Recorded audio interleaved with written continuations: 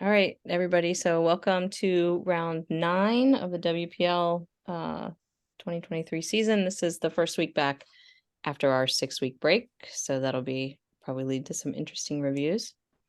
So first, let's all take a second and check in, see where we are. This is the Stitch check-in. So we actually have to write down what we feel instead of just picking a number. So I know this could be a stretch. What?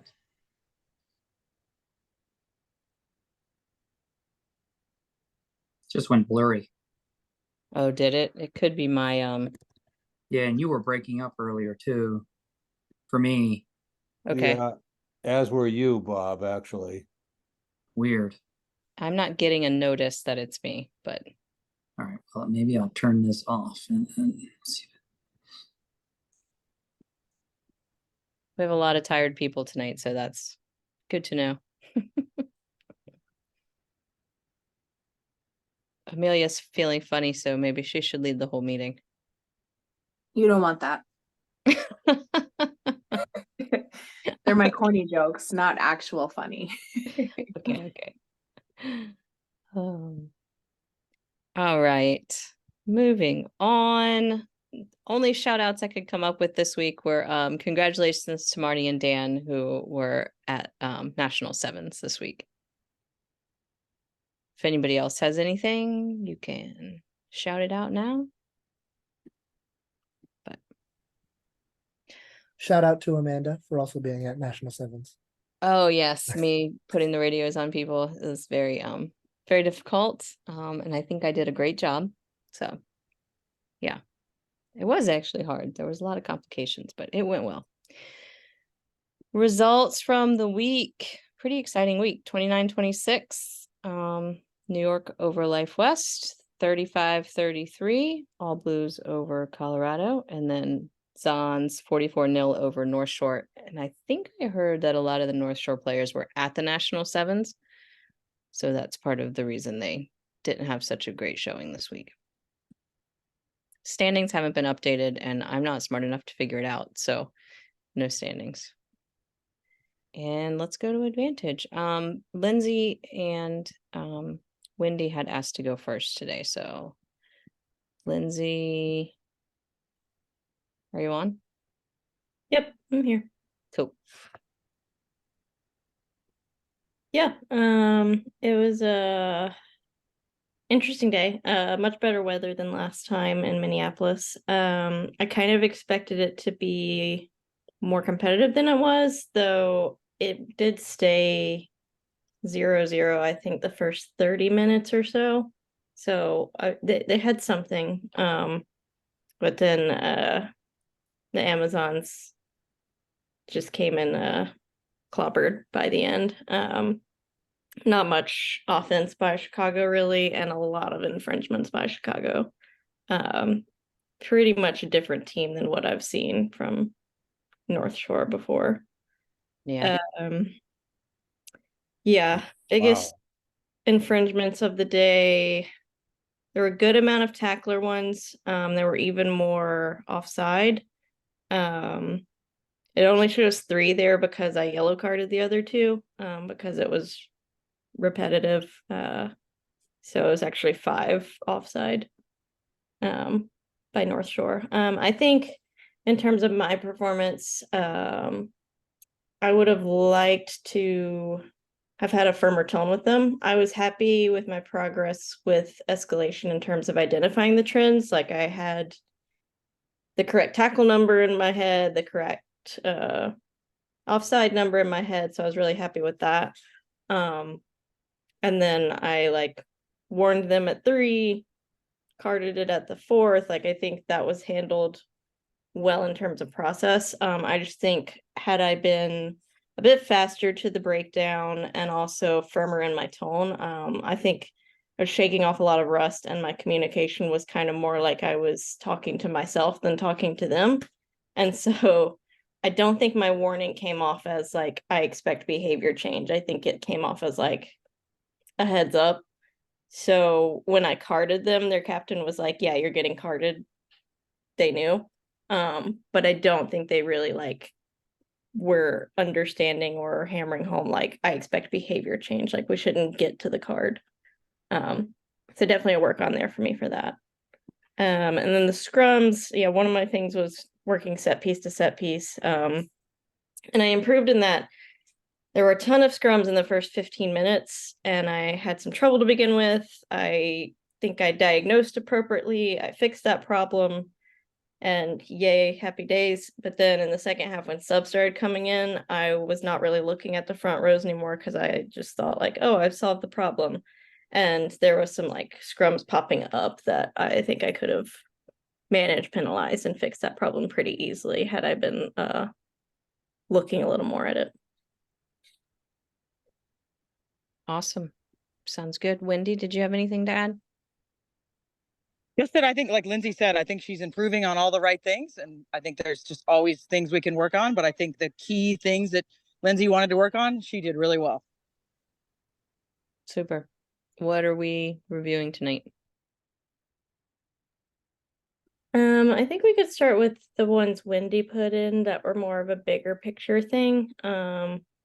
Like starting with game flow and the role of a referee. It's like I mentioned at the beginning of the game, there were just a ton of knock-ons, and we talked about this being like a wooden spoon match. So the skill level was not, Berkeley, Colorado. And so Wendy mentioned like it could have been better for the game had, maybe not have such a tight definition of what a knock-on is, or like maybe let them compete a little more at the breakdown, even though some like infringements are happening, and being a little less like on the spot about like immediately pinging the tackler when we need to make rugby happen. And there were some times where just competition's just being killed. So I think this first clip, correct me if I'm wrong, Wendy, was kind of when I was in the more pedantic phase and calling anything as far as a knock-on goes. Yeah, and Amanda, I think you can just roll through the scrums because that's not really what I want to look at. This was just kind of looking at like what can we do when we're presented with this product. Yes, we want to raise it, but we're not always going to be able to do that. So what can we do to make it better? And Lindsay did do that. It just took a while, right? So just seeing it quicker. Okay, so I'm going to fast forward through the scrum. Yeah, I think so. Super.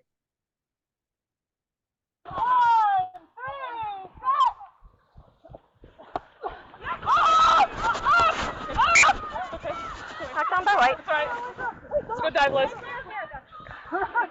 So when it's a huge obvious knock-on, that's not what I'm talking about. There'll be a couple little baby knock-ons that we can play through.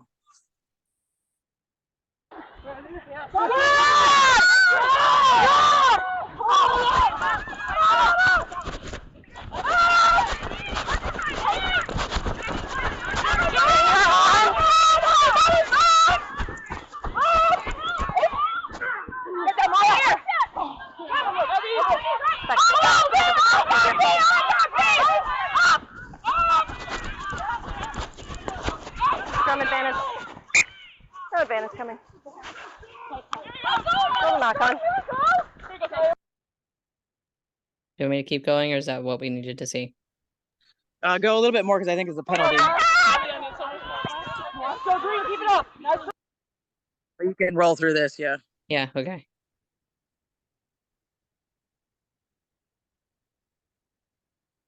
Backwards, play on. Okay, ball And Lindsay back. starts to over-communicate. Up. No. Ball's out. So that's Okay. probably it, Amanda. All right.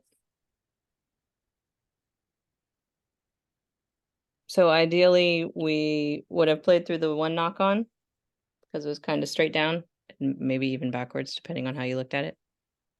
Yeah, I think so. In this type of game, we're 10 minutes in, and I think, we can just say we can scrum all day, or we can try to get some rugby out of this. And I think we can build a little more structure with our penalties. Instead of the no, it's one no, and then it's a penalty.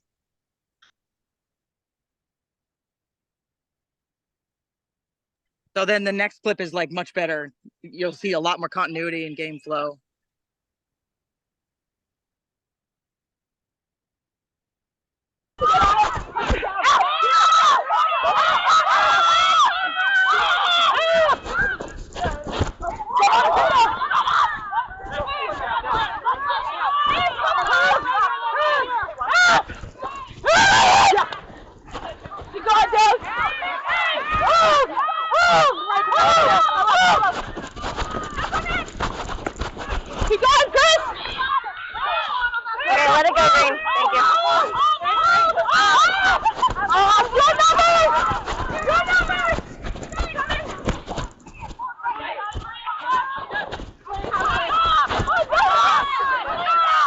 with Amanda, so I think that there's no like little knock-ons or anything there. But Lindsay's communicating much less. She's very direct, and what she's saying is very succinct. So I think that helped clean up the game quite a bit. Gotcha. Yeah, so that one where the player kind of awkwardly puts the ball down could have been a knock on if we were being super pedantic. Yeah. Yep, but not in this game. Let it go. Yep. Agree. Good. Thank you, Wendy. What's next, Lindsay? And my other two are more just calibration with some of our like goals going into the fall. You do extra roll or just momentum. I'm just curious if this is one we want to call or one we want to let go. I let it go.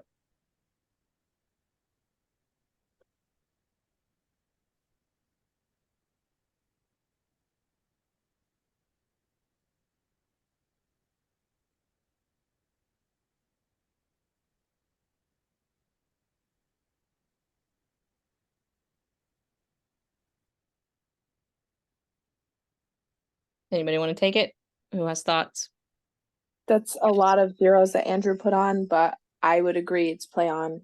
She's like barely held if she's held, and Yep. she has momentum and she releases. Yep. And there's no defenders there. Yep. Yeah, it's pretty much the all four for sure. It's pretty clear play on to me too. Awesome. I wanted to just make sure I wasn't misunderstanding. Nope, perfect. And this one, it's a little tough to see, but I think if you play in slow motion, you can see it pretty well. I had a reset one before this because green went up early. They had pretty good behavior in the line out, so I gave them a redo. But I saw the white lifters starting to peel in front of the jumper, and I went ahead and told them, like, also, you need to make sure if you're going to set up this maul, don't get in front of the jumper. And then they get in front of the jumper. I think technically you said make sure there's no obstruction. Yeah. I'm just saying that because I was wondering if that word choice maybe led to them not understanding as well the picture that you were. But yeah, you think maybe more confusing than helpful. I was just thinking maybe tell the lifter don't step in front of the jumper. Okay.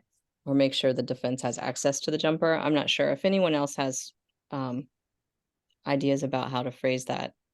Go ahead and jump in. I'm just not 100% sure if you say don't obstruct that they 100% get it. Yeah. The line out after this one, I used sort of what you had in your presentation and said, I want to see you in more of an H formation and not an A. So don't Yeah. step in front I of. heard that too. Should I play this with jumper. sound? Sorry for cutting you off. No, I don't really think it needs sound. The screaming Yeah, it's a lot of screaming. gets to me.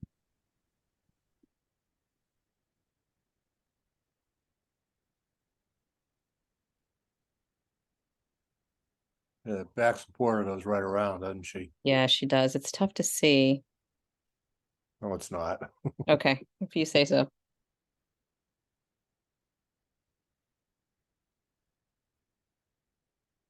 I think because she just disappears, I think it's harder to see. But yeah, she's right behind where she's not supposed to be.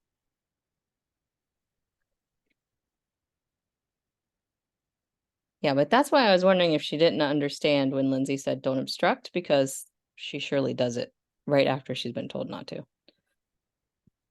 So Yeah, I don't think she understood until I used the analogy at the next one, and then that seemed to click. cool. Thank you. Good one. Amanda, this is Andrew. Just on the word choice, something I heard ages ago, I don't remember who this was from, but sometimes when communicating, especially if you don't want people to do something, it's better to use positive language in this instance. So I think a very common one for us is don't go offside or something like that. But it's so much easier for the players to understand what you want, and it comes off so much easier to say something like stay on the last foot. And in this case, I think you could say, make sure the jumper is the front player. Okay, I think yeah, that's a that's good I one. think that's really clear. And then if you call that penalty, right, because the player steps around behind, if you just say, oh, you obstructed the jumper, they still might have no idea. But in this case, because the jumper steps around, you said the jumper didn't make first contact, the lifter did. Right. You did exactly what I told you not to. And it's Yeah. very clear there, at least in my head. That makes sense to me. I think generally speaking, at this level, anyone in the line out should understand what obstruction is, but the way that played out, I'm not sure that they did. So I don't Yeah, know. except that looked like a coached behavior. Well, and that's possible. There were a lot of questions about that when we were on the coach meeting last week, so it may be something that is coached through lack of understanding, or maybe just because it's effective and we don't call it as often as we should. So worth considering. Lindsay, anything else? Nope, all good. Cool. Well, thank you very much. Yeah, absolutely. Mike, are you on and ready to go?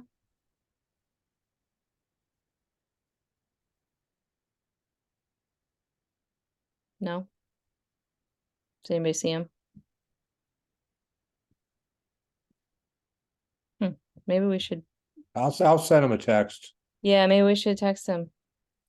Because he didn't mention he was not coming. Let's go to Andrew then.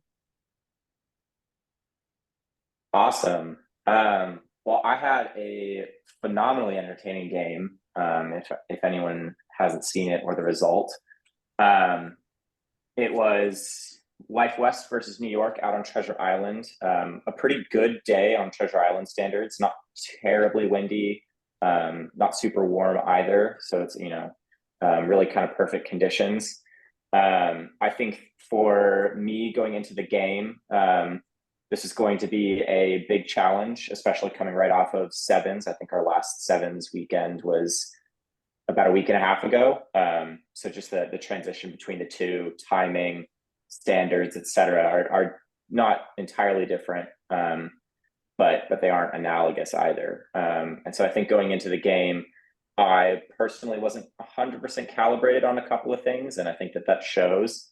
The big areas to focus on for me into the next game are foul play and then scrum basics.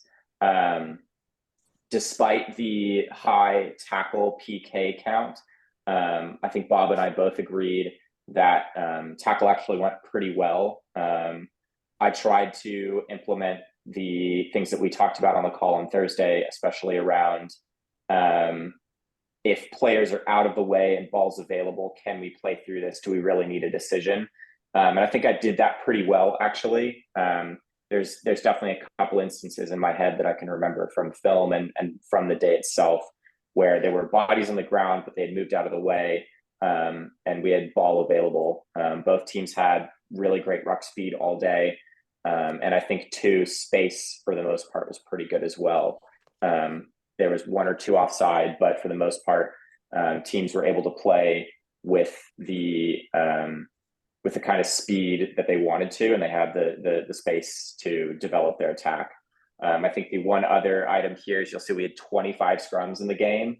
Part of that is because of the wind conditions. At penalties, pretty much both teams decided not to kick for touch almost ever, which just led to a lot of handling errors, both especially in the first half and then not as much in the second half. So Bob, I don't know if you have too much else to add here on that.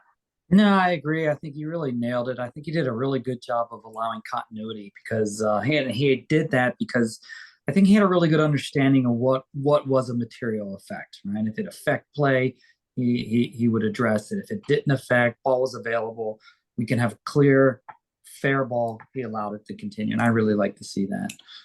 But you'll see what we results. Hang on one second, you all. Hannah Stolba is pinging me because she can't find the link for the call, so I was just gonna see if I can figure out how to send that to her really quickly. While I'm on the call, I can do it when I'm not on the call. Right? Isn't that the way it is? Yeah, I don't know how to get to it unless I'm on that main Zoom page.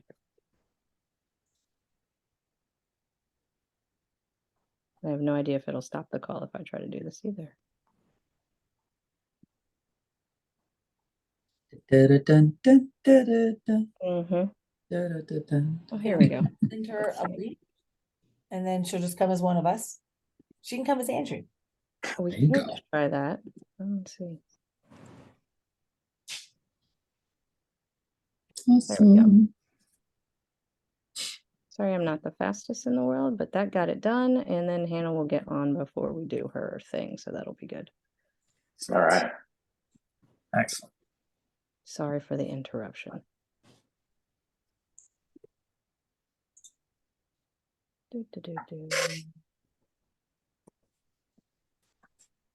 All right. Where should we start? All right. So I think let's talk upright tackle first. So I know that this is something we discussed on the call on Thursday, and there's a much higher focus around tackles like these, and especially with the whole Owen Farrell situation over the weekend. I know this might be front of mind for everyone.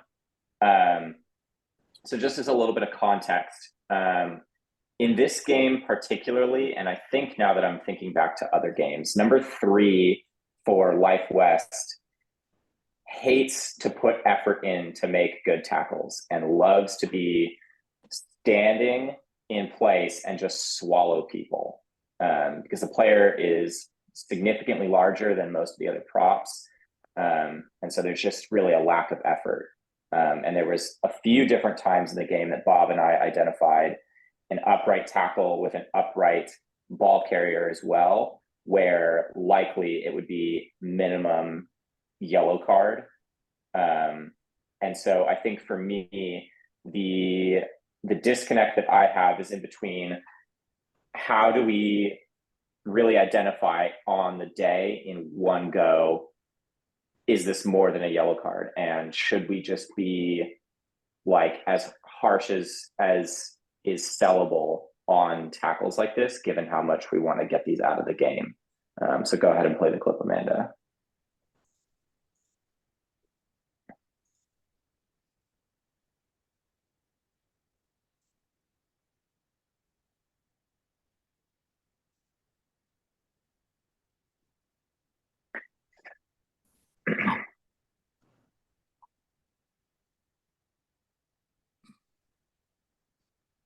All right. Do we want to just waterfall it by dropping it into the chat on the count of 3, whether you think it is play on, which I don't know, play on, penalty kick, yellow card or red card on the count of 3? Can I see it one more time, Amanda? Sorry. Oh, sure, you can.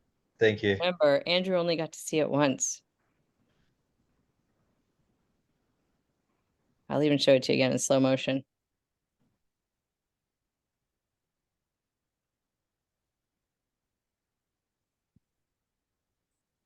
Okay, I'm ready. Okay, everybody get ready. Count of 3. 1, 2, 3. All right.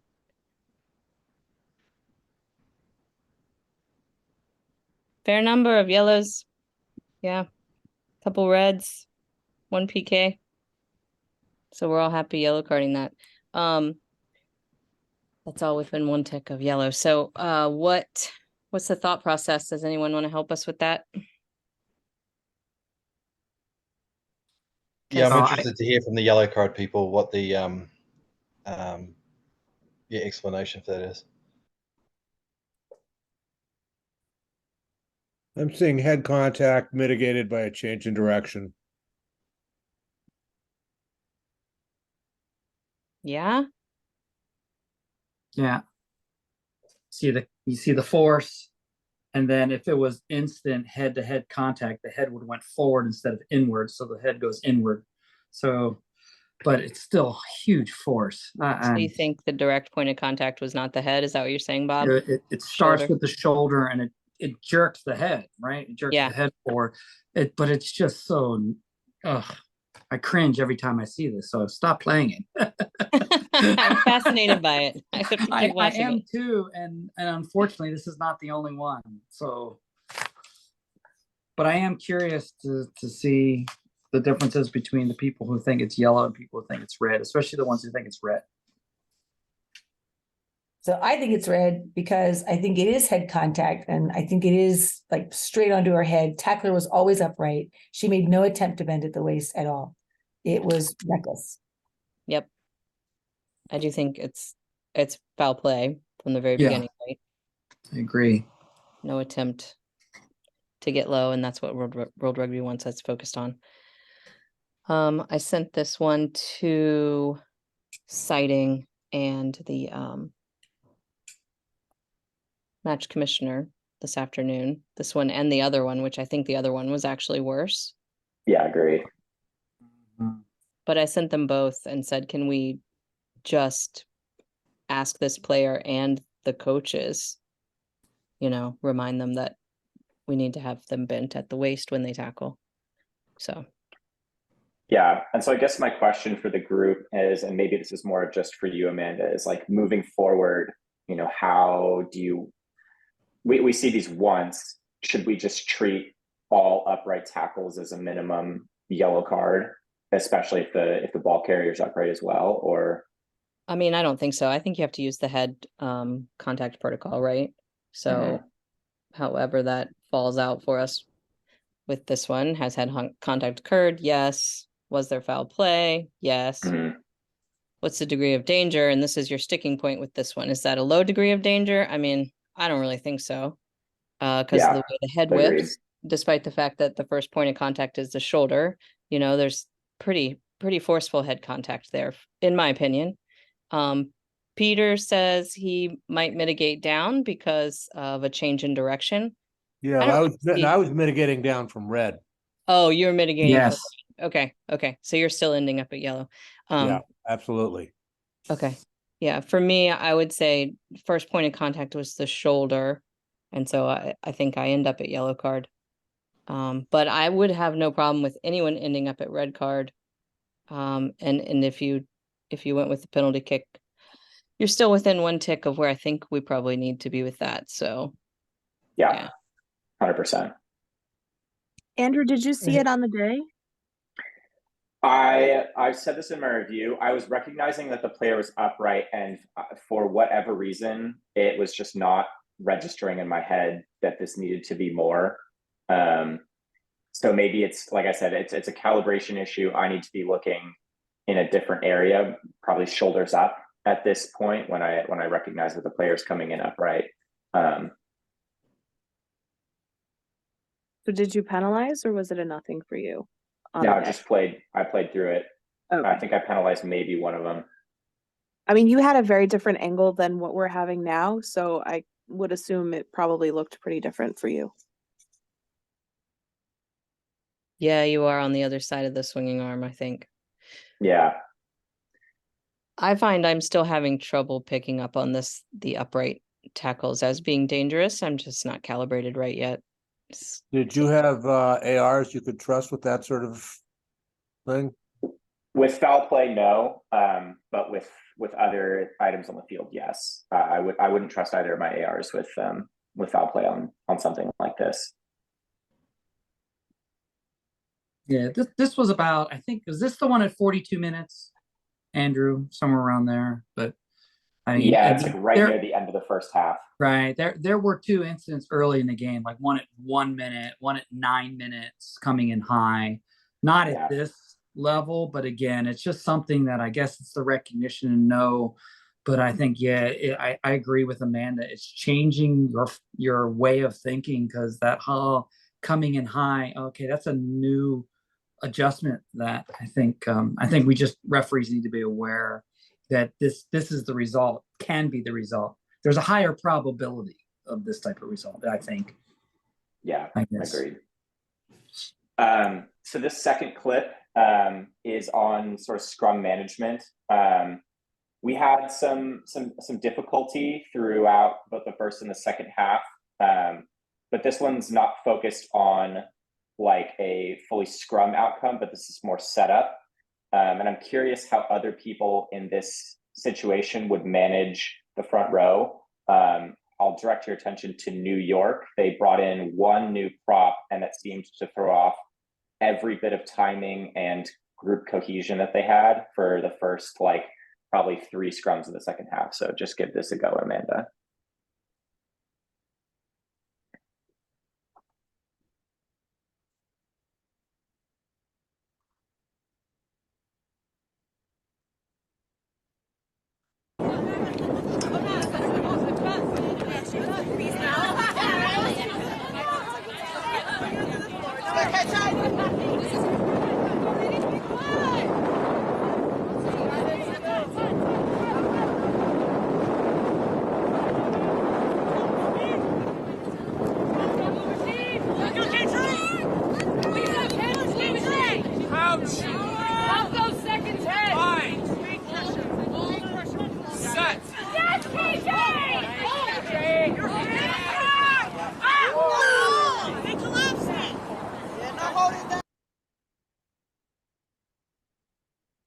Yeah, so I think you can see in that first setup, there's something wrong with the timing of the New York front row. And this happened a couple other times, and it really threw off a lot of like early second half continuity that we might have been able to build. And I'm just curious how other people would manage this, if this is something that you have in a match like yours. Andrew, there's not a lot of time between your crouch and bind, and I understand they're already crouched, but it still helps to give more time in between.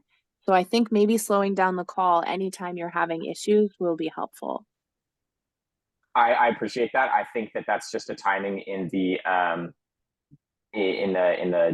video versus audio feed here. There's a good couple of seconds between the two usually. But what I just heard wasn't a couple of seconds, I don't think. Okay, fair enough. I don't know. Something to look at. Maybe I'm wrong.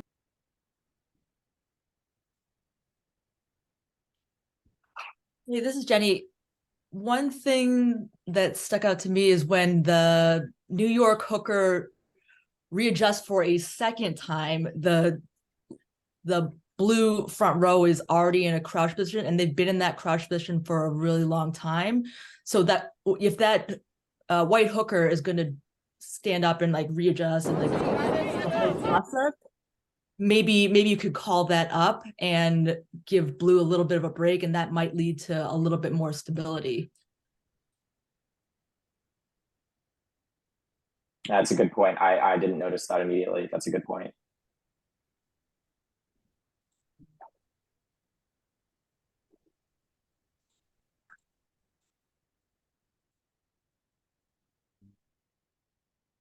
And then what'd you do? Did you reset this one too? Yeah, Okay. for me, it's not clear who was doing what. They both lose their feet out the back at the same time. Yeah, there's no way to tell from this camera angle really. Unless Yeah, and then it happens again, the same sort of like reset 2 times on New York's side immediately.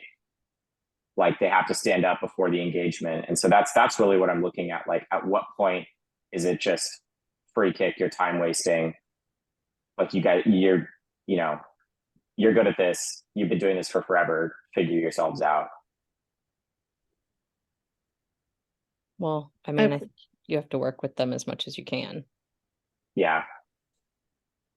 I wonder if when they collapse like that, like I do agree, it looks like they both go down at the same time, and the scrum, like if you just had that microcosm without context, you can't pick. But you saw New York mess up the setup twice, and then it goes down. I think even without diagnosing what the exact issue is, you can blame New York and just penalize them for collapsing the scrum. Did the hooker have a particular complaint?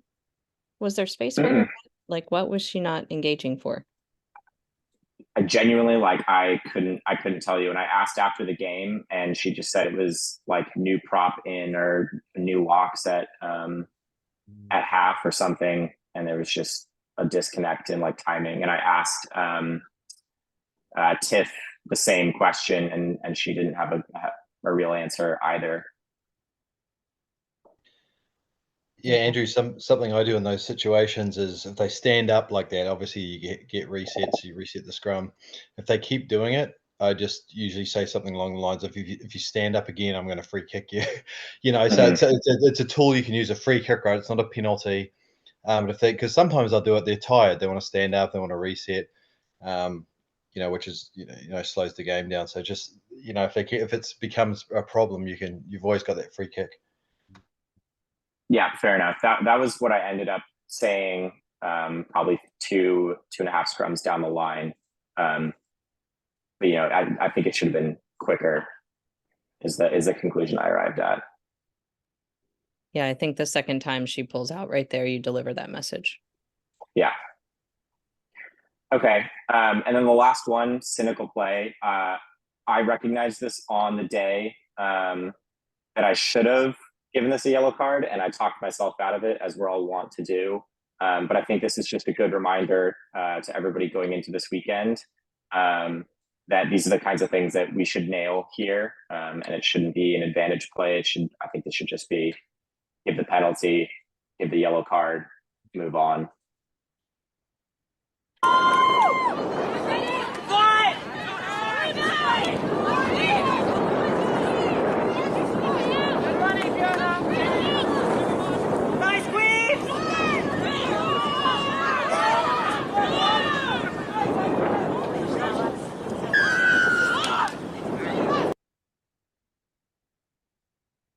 I know you said the wind wasn't bad there, but it's really whipping through that camera. So can you walk us through exactly what you're seeing here and exactly what you penalize? Yeah, so number 14 makes this tackle. I think that's number 8, I think, for New York, is the dominant player moving forward the entire time. 14 brings them to ground, and then it's hard to see here, but the player just latches onto the ball and rolls over with number 8 and just kills any sort of speed that might have been had by New York here. I don't think this is at all a penalty try, because there were 3 other Life West defenders right there, or at least 2 of them. But I mean, clearly slowed ball down pretty significantly there, right on the line. Yeah. So the first time I saw it, I thought that the tackler had the ball and was not per se a tackler, but it's probably easier to just referee it that she is. Yeah, I when I saw it live, New York went to ground in possession of the ball, and it looked more like Life just had their hands on it and was trying to show something. And then she continued to keep trying for it after the ball carrier went down. Yeah, yes, she does. 100%. Yep. Yeah. No, that's straight yellow. Yep. Yeah. And like I said, I think this is just a good thing, right? We should all be calibrating on this. I should have been better on this one, and I think it's good to just remind everybody these are the kinds of professional fouls that we shouldn't let slide here. Great, thank you, Bob. Anything from you? No, I think he hit it in. Happy? I still think it was a nice game, and looking forward to more. Okay. Did we get Mike Lawrenson on? I'm here. Yay. Just not your game. Let me try again. There we go. Welcome. Thank you. Sorry about that. No biggie. So yeah, great game. I think this was one of the most fun games I've had so far in WPL, just because the lead changes kept happening throughout the halves. After some recollection of during halftime, we recommended the ARs and me to kind of manage more and less the whistle, because the penalty count had got pretty high. It seemed like I was calibrated on sevens mentality and not letting things breathe. In my mind, I was setting standards, but in reality, it was just too fast. So that got a little bit better in the second half, and we got a little more flowing rugby, and it was great competition, minimal foul play, a lot of players just complying with my demands or my requests, and a great game all the way to the end. So yeah, Inditech tried to score to take the lead. Okay, Peter. It was a good game. As Mike said, he started out very 7-y, and to his credit, I think he made adjustments at about 20 minutes. Because if you look at the penalties, 20 minutes in, he had like 11 penalties. And it went down in the second 20 minutes and stayed down in the second half. So he was letting things breathe a bit. One of the things we talked about was looking at trends for pattern management, and what led Mike to give warnings and eventually a card didn't make sense to me when it was talking about how he dealt with Berkeley. Whereas what his process with Colorado made a lot more sense, although he probably could have given a card right after the warning. So that's an area to think about and talk about. Yeah, I think something that Peter mentioned to me was I think a lot about being inside the red zone and being more cynical in the red zone, but it's more, as Peter said, under pressure, causing penalties under pressure, whether that's inside their half or not. And that's different to think about than it's only cynical when, well, not only cynical, but it's more cynical when they're in their 22. Sure, it is, but if they're consistently doing penalties under pressure, and killing momentum, then it's more of a pattern to recognize. Yeah, right. Whereas when you warned Berkeley, all their penalties had been in the attacking zone, and 3 of them were ball carrier holding on, which is not really an under pressure situation because you've got the ball. Right. That's why I didn't think that was a good timing for a warning. On the Yeah, other, Colorado unusual. was absolutely under pressure. You warned them at the right time, and then they behaved for the next 30 minutes.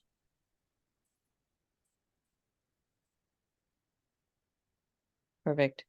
Mike, which Yeah, start with number one. Yes, please. So this was just for calibration. Peter made a great point here that I didn't think about during the game, but I can tell you here that they gain advantage for the offsides. Here, Colorado is going to step offsides, but they break the line, and I say offsides over once the offload happens. But in Peter's mind, and fair enough, they have a kicker that's kicked for the touch, just in context of the game, is kicked for touch every penalty and never missed, and they've always won all their lineouts. So is advantage really gained if they could come back for the penalty and still kick yards and get it? So have a look. See what you think.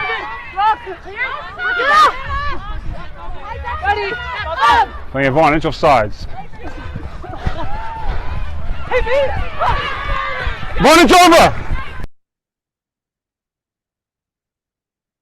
Yeah, so when I said advantage over, she actually knocked it on. Oh. So that's why it was like oh man, as I said it, the dreaded ones. But in my mind, I was like, she's made her 10 meters, and she's she broke the line. They had momentum. She got the offload cleanly. But in reality, if they got that penalty back there, they could have probably kicked for touch and had possession. So right, but you called advantage over, so right. So the question was, it back. Is advantage really over? So yeah, should I have held this advantage in my pocket a little longer, even though the line break was there, even though they gained 10 meters? Don't we have Hannah on? Coach? I don't think she made it after. Oh, too bad. Yep. Okay, now If Hannah's not here, then advantage is over.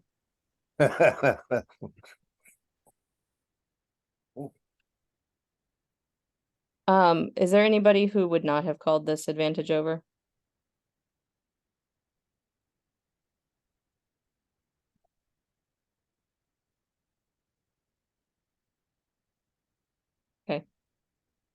I guess that means we all would have.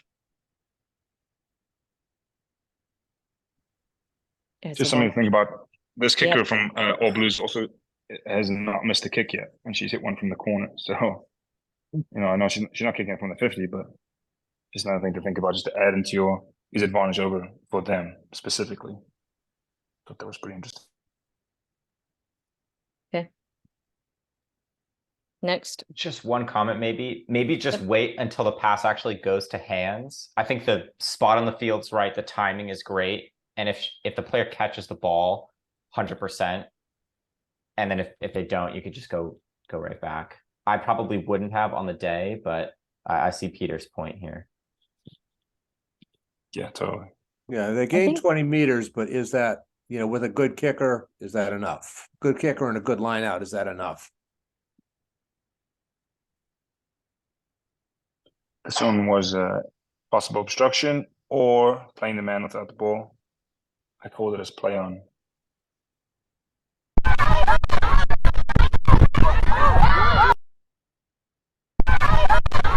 We're watching 2020.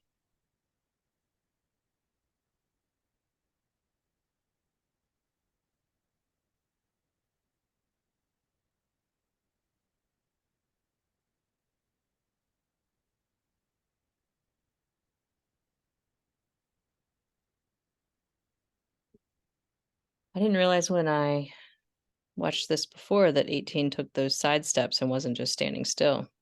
Yeah, she started infield of the 15 and the contact was made a couple meters outside the 15. So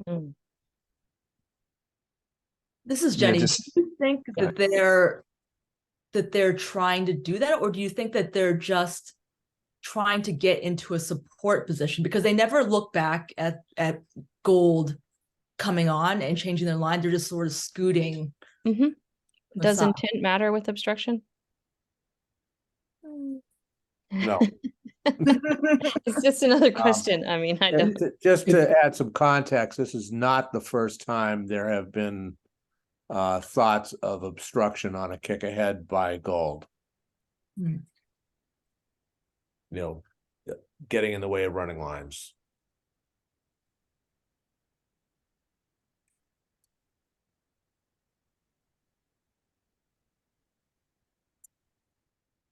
I thought that the obstruction was subtle enough that it wasn't a penalty. I thought the player running into it was just a rugby incident, and therefore just played it through. I mean, I could have easily had a word with both of them afterwards. I kind of ignored it and just pretended like it didn't happen, which is probably the wrong thing to do. I could have said, I saw it and I just thought there was nothing in it, but both of you should be managing it better on the next kickoffs. Yeah, what you did was you penalized the high tackle that happened immediately thereafter, which was fine. Right. I just have to say, I don't see it as obstruction. And then the tacklers are right there. Yeah, that's fair. So then what do you think about Gold's actions? Which Gold's actions? I was looking at the 22 or 20. Okay. That she runs slam into. Oh, yeah, I feel like, well, she's one who can see. The girl with her back to her can't see. And I feel like she should have done that. And I don't think it's obstruction. Okay. Do you think 20 is liable then for playing the man without the ball? Oh, interesting. I hadn't thought about that. No, I just see it as play on. See. Rugby incident, play on. I'm with Mike on that one. Okay. Ooh. You got one vote, Mike. Yes. I tell you I'll what. take it. I'm kind of falling in Mike's camp too. It's a tough situation. Does anybody feel strongly about how this should be refereed?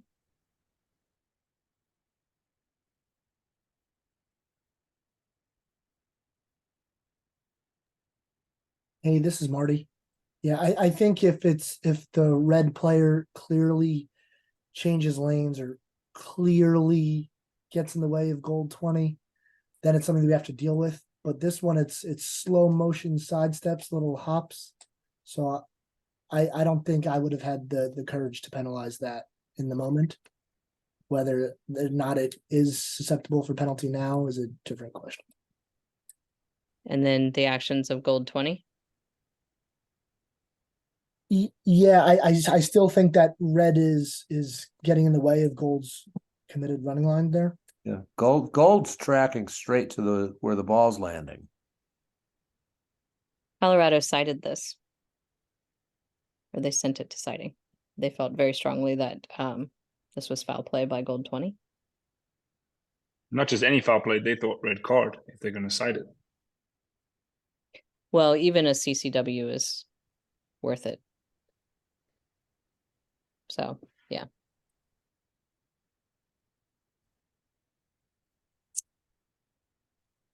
Number 3. Oh, this is, yeah.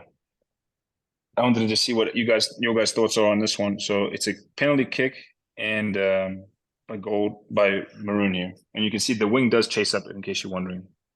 Run up, run up. It's a penalty. Right, 10. Wait. Run up, run up. It's an offside knock, but maybe just play the scrum here. I just get so excited when I see these. That's awesome. All right. Who's going penalty and who thinks it's a scrum?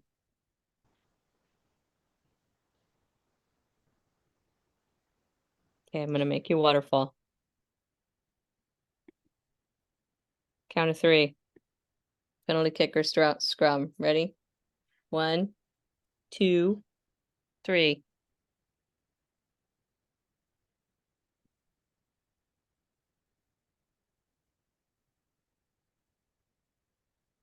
All right, mostly scrums. I think a little bit of empathy is not a bad thing here. It bounces like she's just found the ball in her hands, I think, more than intended to play the ball from an offside position. So I think Yeah. you could sell a scrum if you Equally, wanted to. the red player is 10 meters away from where that is. It's not like she had was immediately going to grab the ball. Yeah, Were this you is Miles. I advocating think for the scrum technically it's here? technically correct, a penalty here. However, I don't think, the referee here is close enough to make a credible call on that from, back where they were. So, but technically correct, but right for the game, I don't think so. Yeah, I think that's a good way to say it, Miles. Thank you.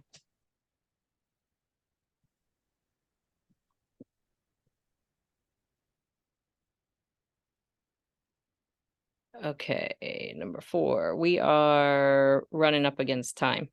Yeah, number 5 is optional. Okay.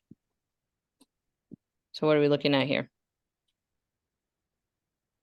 Yeah, I mute myself. So, well, we watched that video in our meeting about a 9 baiting for the not rolling away, and then I have it in my game. But I'm like, I saw it, and I'm like, oh, she's baiting me. But when we looked at it again, Peter and I agreed that she had some validity to her complaints, and probably should have been a penalty here. All right. I want this out. Push back. No, she's all right. No, you're fishing. Leave it yellow. Yeah, I hate recording myself. That's okay. You sound all right. Oh yeah, I'm being mean. Yeah, that was. Yeah, if she just hadn't rolled. Yeah, if she hadn't started to stand up. Yep. Until then, I was okay. Yeah. Yeah, I think that Carly here, the 9 from in red, could easily have not stepped over her. But once she did, I should have said, "Don't move." But I said nothing. I think that might have helped you. Yeah. Yeah. I'm happy if we PK that.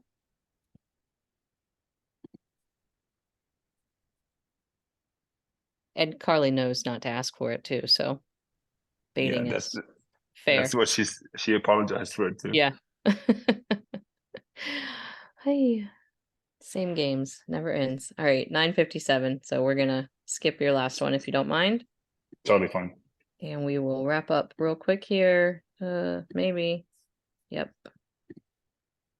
Okay, so for me, overall from the weekend, there's plenty of things that we're doing well, but we had 2 games with audio. And I thought as a whole, we're not over speaking and managing out of things. So I felt like management using our voices and managing as a tool is going well. I think that we're doing that at the appropriate times. And it's not impacting the penalties that we're calling or not calling. Room for improvement. I think we saw a trend across all the games that we are too tight at the tackle, and we've got to allow the contest. Also, our big picture trending. This is always a work on for this group, just because that's the stage in the refereeing continuum that we're in. Okay. So you need to use cards, and you need to trend, and it's just a work on. So I like that we are using cards and that we are finding trends, and we just need to make sure that we are doing it in the right places. So good work, everybody. Miscellaneous stuff I need to remind you of. We have to register in Rugby X beginning today. We are covered. I think Jamie told us through August 31st. So it's not a rush, but it does need to happen. If you have away games towards the end of the season, send me your preferred travel. And then I sent out a form for the postseason. I do need to start looking at who we have in which places and who's available. We'll probably go another 2 weeks of games, and then we'll decide who's going to do the semis and the finals. So if you could fill out that form, I popped it in the WhatsApp group a day or 2 ago. So a couple haven't filled it out. And then finally, round 10, which we will do this weekend. Amelia's headed to New York. She'll do New York Beantown. That should be an exciting match. Jenny Lou goes to Chicago to do Chicago and Colorado. Both teams I think you've played for, right, Jenny? That's right. So when the whistle blows, they're all equally dead to me. Right. Not something I noticed when I made that assignment, but I just noticed it now. And then Dan will be doing Amazon's Life West. So awesome. Good job, everyone. Thanks for doing the things and being here. I'm going to stop sharing now. All right. Awesome. So you're all free to go to bed. Thank you all. Good night, everybody. For one potential resource, if folks have it. What do you need, Dan? Andrew, thanks for responding to my question in the chat. I'm just wondering, like, has there been any sort of like publication or guidance on upright tackles? Like, I hear people talking about it all the time, but like, I don't see anything on World Rugby or USA Rugby websites. It's not in the app. It's okay. like World Rugby has sent out a couple things. If you saw that one that I just did, the WPL slide, hang on, I can find it. I'll share my screen. This is what the content was from Pack 4, that one slide that I had in this thing. This is World, that's not it. Too many PowerPoints, people. This is World Rugby's most recent, like, what they're sending out as free stuff to the coaches to kind of show. And there's also some numbers around upright tackles and the amount of danger. If this makes sense to anybody, it didn't really mean heads or tails to me. Can you expand it? Yep, I'm trying. Do this first and then come on.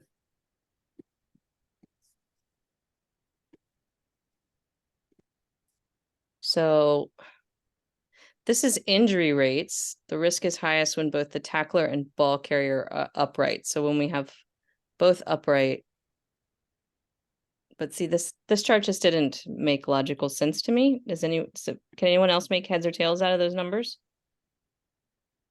Well, the tackler's bent and the ball carrier's, tackler's upright and ball carrier is bent. It looks like it go to your right one. That's pretty low. Yeah. What do you think this means? HIA prop, HIA head injury assessment, but prop? HIA proportion, maybe. Maybe? It's yeah. Maybe it's like percentage out of like all tackles or something where they have to go into HIA protocol or something. Maybe. Yeah. So anyway, when the tackler's upright is when they're getting the most problems, is the way it was explained to me, and I just shook my head and said yes. But this chart itself, I don't understand. And I'm not even sure if these numbers would be statistically relevant. But apparently some of Yeah. them. I think just logically, right? Like, what would you rather do? Headbutt the person you're trying to tackle, or just hit them with your shoulder in like their stomach where it's nice and soft? Yeah. So I don't know if anything has come out from World Rugby to the world per se, but at all of their events, this is what they have started sharing. Yeah. So I can ask you. for more. That's helpful context. I appreciate it. Yeah. Anything else? Yeah, Dan, I would just reiterate, like, watch any of the recent test matches. There's been plenty of discussion on upright tackles. And so if you want to see their use in live refereeing, that's a really great place to do it. I mean, the Owen Farrell one from the weekend is like a great example of this. Any Owen Farrell tackle. Do we think that should be up? The red card should be upheld. 100%. Yes. Well, World Absolutely. Rugby thinks it should be upheld because they're appealing. Yeah, they're appealing the decision. Yeah, I think that's right. You talk about a habitual repeat offender. It's outrageous that they lowered it. He's never had a red card though. What'd you say? He's never had a red card. That is absolutely Well, false. yeah. That's absolutely false. He's gotten plenty as a Saracen. I'm saying for England. He's also had some for England. But I will say, I did read something very interesting this morning on procedure. So there's like two different types of procedures that this can go through, where it's either they're just like revisiting the conclusion with all the same evidence, which they will basically end up at the same conclusion that they should throw out the red card. Or the other way that World Rugby can go about this and have their solicitors like argue this is they can go for a complete reevaluation of the facts.